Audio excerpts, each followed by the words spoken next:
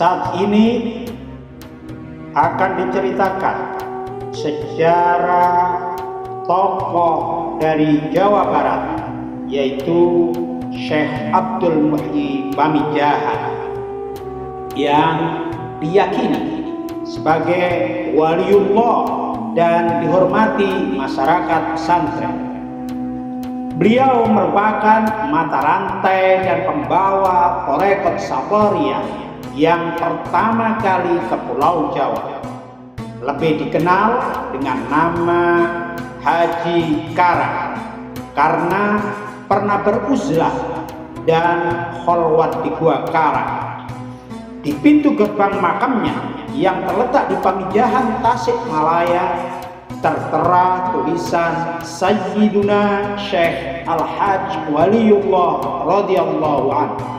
Syekh Abdul Muhyi adalah salah satu murid dari Syekh Abdul Rauf As-Singkili, pembawa Thariqat Safariyah ke Indonesia. Syekh Abdul Muhyi dilahirkan tahun 1650 di Mataram. Mataram di sini ada yang menyebut adalah Mataram di Lombok, tetapi ada juga yang menyebut kerajaan Mataram Islam. Ayahnya bernama Sembah Lebe Warta Kusuma, bangsawan Sunda keturunan Raja Galuh Pajajaran yang saat itu bagian dari kerajaan Mataram Jawa. Ibunya bernama Raden Ajeng Tangan Zia, keturunan bangsawan Mataram yang berjalur sampai ke Syekh Muhammad Ainul Yakin atau Sunan Giri. Ketika masih anak-anak, Abdul Muhyi telah belajar di Ampel Denta untuk menderes berbagai disiplin keilmuan pesantren. Pada tahun 1669 Masehi, di usia 19 tahun, Abdul Muhyi merantau hendak menuju ke Mekah, tetapi singgah di Aceh. Di Aceh, Abdul Muhyi ternyata bertemu dan belajar kepada Tengku Syakuala atau Syekh Abdul Rauf As-Singkili.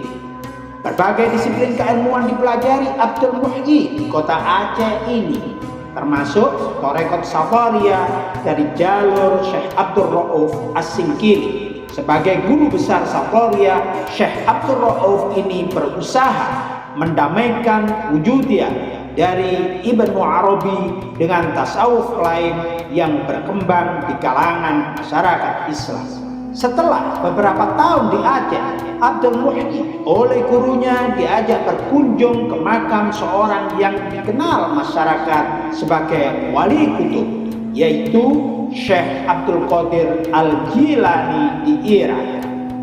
Perjalanan diteruskan ke Mekah dan Madinah untuk menunaikan ibadah haji. Abdul Muhyi kemudian belajar di Mekah, tidak langsung pulang. Di Mekah, Abdul Muhyi bertemu Syekh Yusuf Al-Makassari, dan Abdul Muhyi belajar juga kepada Syekh Ahmad Al-Qusairi, Ibrahim Al-Qurani, dan Hasan Al-Ajami, yaitu guru-guru dari Syekh Abdul Rauf As-Singkili itu sendiri. Abdul Muhyi kembali dari Mekah menuju Ampel Denta pada tahun 1678 Masehi setelah mendapat ijazah untuk menjadi mursyid Thariqah Safariyah dari gurunya. Sekembalinya dari Ampel Denta, sang ayah menikahkannya dengan putri bernama Ayu Bekta. Setelah menikah bersama orang tuanya, Abdul Muhyi pindah ke Jawa Barat untuk menyebarkan Islam dan berusaha mencari sebuah gua yang ditunjuk oleh gurunya, yaitu Syekh Abdul Rauf As-Singkili. Awalnya, Abdul Muhyi dan keluarganya menetap di desa Dharma Kuningan selama 8 tahun, yaitu 1678 Masehi sampai 1685 Masehi, atas permintaan masyarakat karena belum menemukan tujuan yang hendak dicari. Sambil melakukan dakwah, Abdul Muhyi menuju ke Garut Selatan dan diminta masyarakat untuk tinggal di Pamenpeo, Garut. Perjalanan diteruskan ke Lebak Sio di dekat Batu Warigi. Di berbagai tempat tinggal, Abdul Muhyi terus menyebarkan Islam secara santun dengan sentuhan hati sebagai seorang sufi. Di Lebak Sio inilah Abdul Muhyi menemukan gua yang dikeramatkan dan wingit. Gua ini dinamakan Pamijahan karena tempat berkembang biaknya banyak ikan. Gua Pamijahan berbatu karang dan penuh dengan hutan lebat, dan karenanya sering disebut juga sebagai Gua Karang. Sejak saat itu, meski kadang-kadang masih tinggal di Lebak Sio, Abdul Muhyi lebih dikenal sebagai Haji Karang. Gua ini menjadi tempat uzlah dan kholwatnya. Akan tetapi di tempat tinggalnya yang terakhir ini, ia membangun perkampungan baru bersama para pengikutnya di sebelah barat kampung Ojol dan dikenal sebagai sebutan Safar Wadi. Di tempat inilah dia membangun masjid dan padepokan sebagai pusat penyebaran Islam dan Torekot Sabariyah. Sebagai guru rohani, Abdul Muhyi dihormati masyarakat dan keraton Mataram. Desanya diakui sebagai desa perdikan yang artinya berhak mengurus urusannya sendiri secara mandiri meskipun ada di wilayah Mataram. Meski memiliki hubungan dengan Mataram, hubungan dengan keraton Cirebon dan Banten juga dibangun, termasuk setuju sebagian anak-anaknya menikah dengan para bangsawan dari Cirebon. Hubungan dekat juga terjadi dengan Kesultanan Banten, termasuk guru rohani di Banten, yaitu Syekh Yusuf Tajul Kholwati Al-Makassari, yang merupakan temannya ketika di Mekah. Ketika Syekh Yusuf bergerilya di hutan-hutan melawan Belanda, akibat keberhasilan Belanda memecah belah keraton Banten, Syekh Yusuf bersembunyi di tempat Syekh Abdul Muhyi. Di samping sebagai pendidik, mujahid dalam menyebarkan Islam, seorang yang dikenal memiliki kemampuan linui, Abdul Muhyi juga seorang penulis.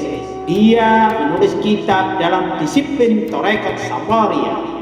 Nama Syekh Abdul Muhyi tak asing lagi bagi para warga di Pamijahan, Tasikmalaya, karena sosoknya diyakini sebagai salah seorang waliullah yang memiliki segudang karomah. Sebenarnya ayah beliau yang bernama Sembah Lebewarta Kusuma adalah keturunan Raja Galuh Pajajaran.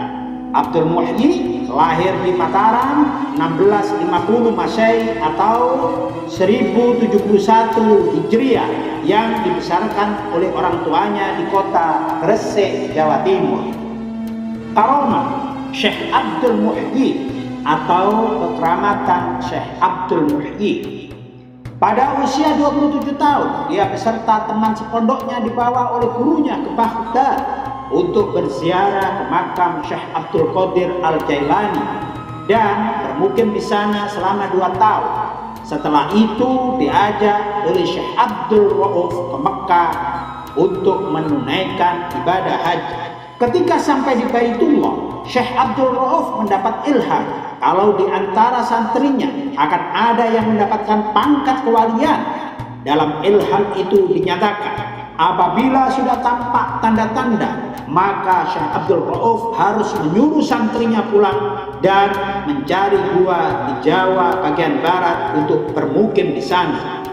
Suatu saat sekitar waktu Asar di Masjidil Haram, tiba-tiba ada cahaya yang langsung menuju Abdul Muhyi, dan hal itu diketahui oleh gurunya Syekh Abdul Rauf sebagai tanda-tanda tersebut. Setelah itu Syekh Abdul Rauf menyuruh pulang Abdul Muhyi ke Gresik untuk meminta restu dari kedua orang tuanya karena telah diberi tugas oleh gurunya untuk mencari goa dan harus menetap di salah satu daerah di Jawa Barat. Sebelum berangkat mencari goa, Abdul Muhyi dinikahkan oleh orang tuanya dengan Ayu Bhakta putri dari Sembah Dalem Saja Parana putra Dalem Sawita atau Raden Tumenggung Wiradadaha III. Tak lama setelah pernikahan, dia bersama istrinya berangkat ke arah barat dan sampailah di daerah yang bernama Dharma Kuningan. Atas permintaan penduduk setempat, Abdul Muhyi menetap di Dharma Kuningan selama 7 tahun. Kabar tentang menetapnya Abdul Muhyi di Dharma Kuningan terdengar oleh orang tuanya, maka mereka menyusul dan ikut menetap di sana. Di samping untuk membina penduduk, dia juga berusaha untuk mencari gua yang diperintahkan oleh gurunya dengan mencoba beberapa kali menanam padi. Ternyata gagal karena hasilnya melimpah. Sedang harapan dia sesuai isyarat tentang keberadaan buah yang diberikan oleh Syekh Abdul Rauf adalah apabila tempat itu ditanami padi, maka hasilnya tetap sebenih, artinya tidak menambah penghasilan, maka di sanalah buah itu berada. Karena tidak menemukan buah yang dicarinya, akhirnya Syekh Abdul Muhyi bersama keluarga berpamitan kepada penduduk desa untuk melanjutkan perjalanan mencari goa. Setelah menempuh perjalanan yang cukup panjang, sampailah di daerah Pamengpeuk, Garut Selatan. Di sini dia bermukim selama 1 tahun untuk menyebarkan agama Islam secara hati-hati, mengingat penduduk setempat waktu itu masih beragama Hindu.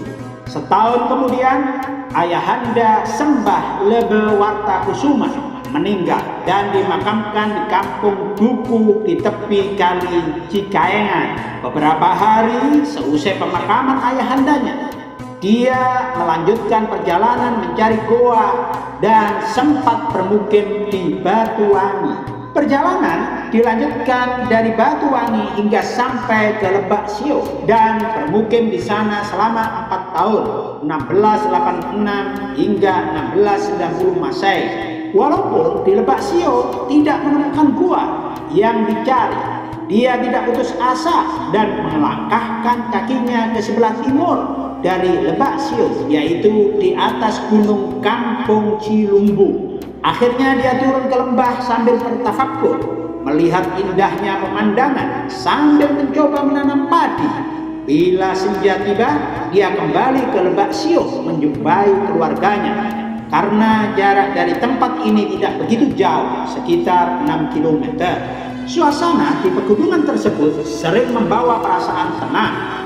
Maka gunung tersebut diberi nama Gunung Ujarot, yaitu yang berarti gunung untuk menenangkan hati. Pada suatu hari, Abdul Muhyi melihat padi yang ditanam telah menguning dan waktunya untuk dipetik. Saat dipetik, terpancarlah sinar cahaya kewalian dan terlihatlah kekuasaan Allah.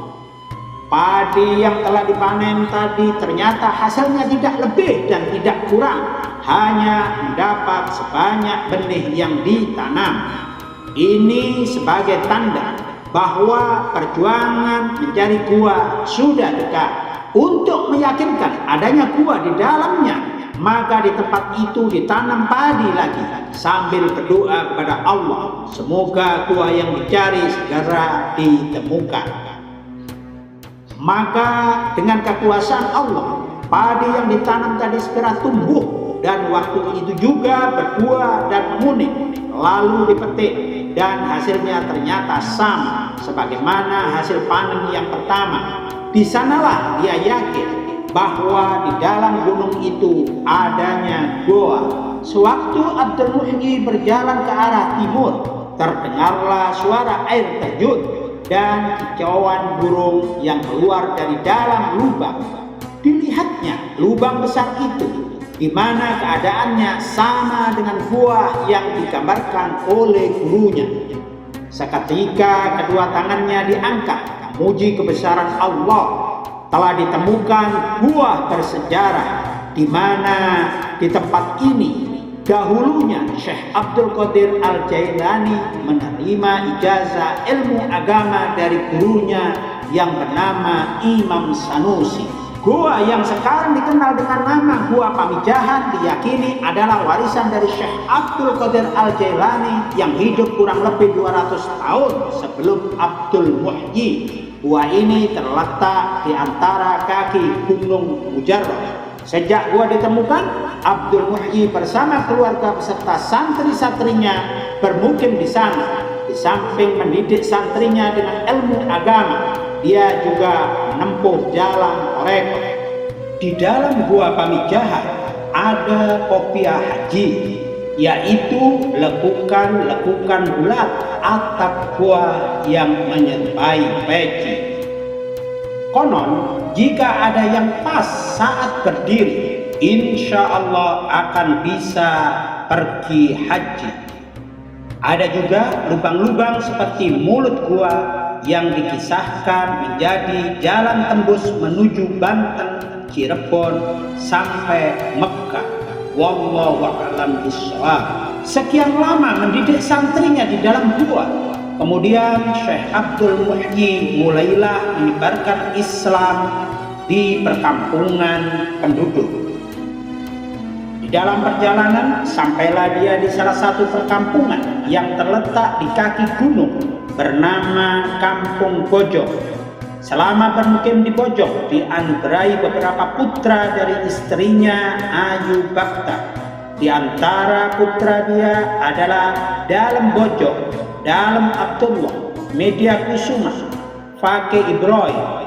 Beberapa lama setelah menetap di Bojong atas petunjuk dari Allah, Syekh Abdul Muhyi beserta santri-santrinya pindah ke daerah Safarwadi. Di sini beliau membangun masjid dan rumah sebagai tempat tinggal sampai akhir hayatnya. Dalam menyebarkan agama Islam, Syekh Abdul Muhyi menggunakan metode Thariqat Nabawiyah, yaitu dengan akhlak yang luhur disertai tauladan yang baik. Salah satu contoh metode dalam mengislamkan seseorang adalah sewaktu beliau melihat seseorang yang sedang memancing ikan, namun orang itu kelihatan sedih karena tidak mendapat seekor ikan pun. Lalu dihampirinya dan disapa, "Bolehkah saya meminjam kailnya?" Orang itu memperbolehkannya. Syekh Abdul Muhyi mulai memancing sambil berdoa, "Bismillahirrahmanirrahim. Asyhadu an la ilaha illallah wa asyhadu anna Muhammadar Rasulullah." Setiap kali dilemparkan ke dalam air, ikan selalu menangkapnya.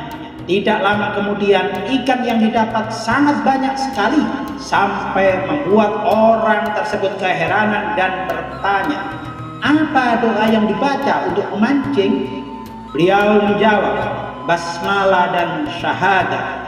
Akhirnya orang tersebut tertarik dengan doa itu dan masuk Islam. Dalam kitab Istighol Thariqat Qadiriyah Naqsabandiyah diceritakan beberapa kisah karamah Syekh Abdul Muhyi. Di antaranya adalah sebagai berikut.